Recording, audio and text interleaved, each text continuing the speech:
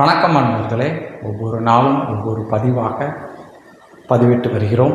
இன்றைய போன பதிவின் தொடர்ச்சியாக ஆக்னியம் துரியம் அது சார்ந்த விஷயங்களை மிக துல்லியமாக நம்ம சாமுண்டி மந்திராலயா பதிவிட்டு வருகிறது நண்பர்களே. அதன் வாயிலாக இப்பொழுது நம்ம ஆக்னியம் துரியத்தை பற்றி பேசிட்டு வந்தோம் இல்லையா? அதில் அதிகமான டைம் எடுத்ததுனால நம்ம அது 2 பதிவாக போடுற மாதிரி இருந்துச்சு. அந்த பதிவினுடைய தொடர்ச்சியாக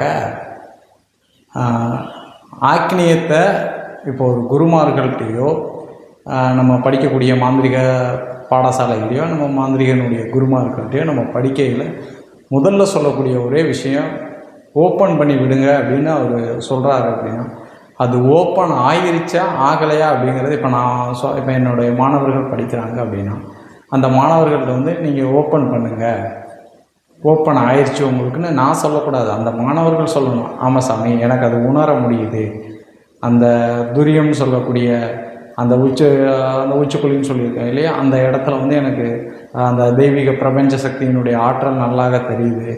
அதே மாதிரி 3ஆம் கண், ஒருத்தவங்க சாமி பார்க்க வர்றாங்க, எதுக்கு வராங்க, என்ன விஷயத்துக்கு வராங்கங்கிற விஷயத்த தெரிஞ்சுக்கிடக்கூடிய அதுவும் எனக்கு நல்லா தெரியுது.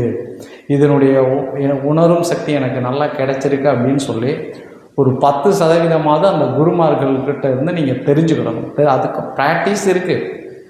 அதை நீங்கள் பயிற்சி பண்ணக்கூடியதெல்லாம் சொல்லுவோம்.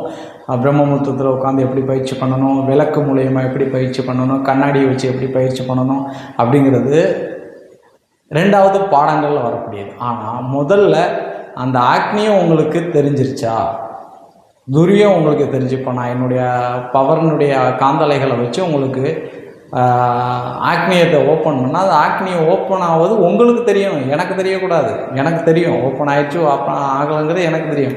அது என்னுடைய வாயில் நான் சொல்லக்கூடாது, என்னுடைய வாயிலாக நான் சொல்லக்கூடாது இது ஓப்பன் ஆகிடுச்சு அப்படின்னு நான் சொல்லக்கூடாது. படிச்சுக்கிட்டு இருக்க மாணவர்கள் நீங்கள் சொல்லணும்.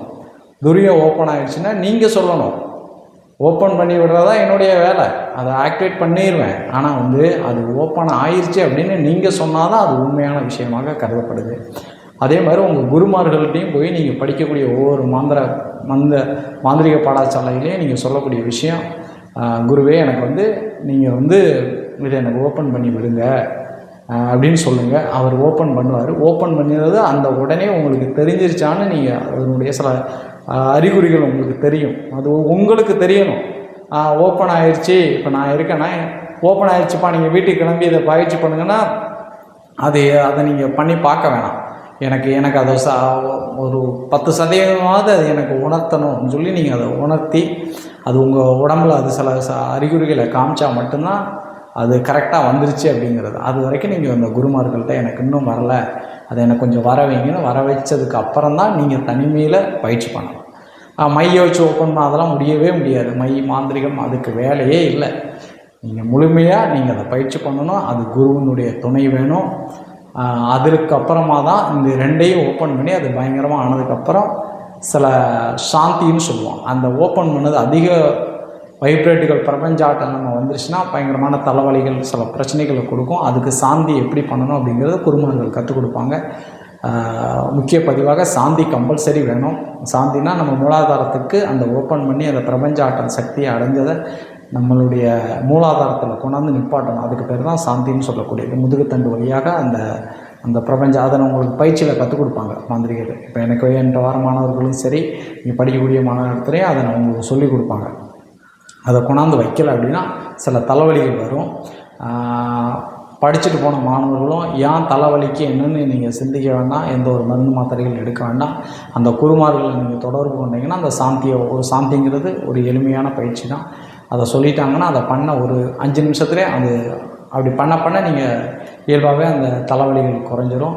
அதை மீறி தலைவலிக்கு அப்படின்னு மறுபடியும் தெய்வீக ஆற்றலை பண்ணையில் சில பிரச்சனைகள் கொடுக்கும். துரியம் ஆக்னியத்தை ஓப்பன் பண்ணக்கூடிய இடங்களை பார்த்துக்கிடுங்க. பெரிய பெரிய சித்தர்கள் யானைகள் அவங்க இருக்க இடத்துல ஒரு நிமிஷம்தான் போய் நீங்கள் உட்காரமே தன்னை அறியாமலே அது ஓப்பன் ஆயிரும். ஓப்பன் பண்ணவங்க நீங்கள் ஓப்பன் பண்ணுங்கிற வேண்டாம். பெரிய பெரிய சித்த சமாதி சீவ சமாதிகள்கிட்ட போனீங்க அப்படின்னா அது தன்னாக்கிலே ஓப்பன் ஆயிரும். அந்த இடத்துல உட்காந்து நீங்கள் கடுமையான தியான பயிற்சிகள் பண்ண வேணாம். அதை பண்ணிங்கன்னா அங்கே வந்து பயங்கரமான தெய்வீக ஆற்றல், பயங்கரமான நான் சொல்லக்கூடிய பிரபஞ்ச ஆற்றல் அதிகமாக இருக்கிறதுனால நம்மளுடைய உடம்பு தாங்கலைன்னா சில மூளை சார்ந்த பிரச்சனைகள் நமக்கு நிறைய வரும். இதில் பாசிட்டிவும் இருக்குது, நெகட்டிவும் இருக்குது. அதனால் இடம் பொருள் பார்த்து பண்ணணும். அதாவது ஆல்ரெடி அங்கே பயங்கரமாக இருக்க இடத்துல பண்ணையிலோ, இப்போ நிறையா ஒரு தண்ணி இருக்குது அப்படின்னா அந்த இடத்துல போய் நம்ம குடிக்கணும்னா ஆற்று வெள்ளத்தில் இறங்கக்கூடாது. நம்ம ஒரு குடத்தில் இருக்கிறத மட்டுமே எடுத்து குடிச்சுக்கிடணும். அதே மாதிரி பெரிய பெரிய சித்தர்கள், யானைகள், ஜீவ சமாதிகளில் பயங்கரமான அவங்களுடைய ஆறான்னு சொல்லி இப்போ எங்கிட்ட இருந்து சாதாரண ஒரு பாயிண்ட் வச்சுருக்கேன். நாங்களே உங்களுக்கு பவரை கொடுக்கணும்னா கோடான கோடி பவரை வச்சுருக்கக்கூடிய சித்தர்கள், ஜீவ சமாதியில் இருக்கக்கூடிய யானைகள் எவ்வளோ பவர் வச்சுருப்பாங்க. ஒரு பாயிண்ட் தான் நாங்கள் வச்சுருக்கோம். அவங்களாம் வச்சுருக்கிறது பிரபஞ்சமே அவங்க கண்ட்ரோலில் இருக்குது. அப்படி இருக்கக்கூடிய டயத்தில் அந்த இடத்துல போய் நீங்கள் ஏதாவது சோதித்து பார்க்க வேண்டாம். நீங்கள் 100% நீங்கள் போவையில் அது ஓப்பன் ஆயிரும். ஓப்பன் ஆனதை நீங்கள் ஒன்றுமே பண்ண வேண்டாம். அந்த தெய்வீக ஆற்றலை அடைஞ்சிட்டு அப்படியே வந்துடுங்க. அங்கே உட்காந்து தியானம் பண்ணோம். எல்லோரும் தியானம் பண்ணுறாங்க அப்படின்னு சொல்லி நீங்கள் தியானம் பண்ணாதீங்க. நீங்கள் வந்து ஆல்ரெடி ஓப்பனில் பண்ணவங்க, புதுசாக ஓப்பன் பண்ணணுன்னு யாராவது நீங்கள் நினச்சிங்கன்னா அதை நீங்கள் அங்கே பண்ணி பார்க்கலாம். ஆனால் அதை பண்ணுறதுக்கு முன்னால் இந்த ஆக்னியம் துரியம் ஓப்பன் பண்ணால் சாந்திங்கிற ஒரு விஷயத்தை குருமார்கள் கற்றுக் கொடுப்பாங்க. அது கற்றுக் கொடுக்காமல் நீங்கள் ஓப்பன் பண்ணிங்கன்னா சில பிரச்சனைகள் உருவாயிடக்கூடாது நண்பர்களே. குருவின்றி அனுபவம் அசையாது சில விஷயங்களுக்கு அப்படிங்கிறதே எங்களுடைய மான்சாமுண்டி மந்திராலய கருத்தாக கூறப்படுது. மாந்திரிகங்களை கற்றுக்கிற அனைவருக்குமே ஆக்னியம் துரியம் சாந்தி மிக முக்கியம் என்று சொல்லிவிட பெறுகிறேன். நன்றி, வணக்கம் நண்பர்களே.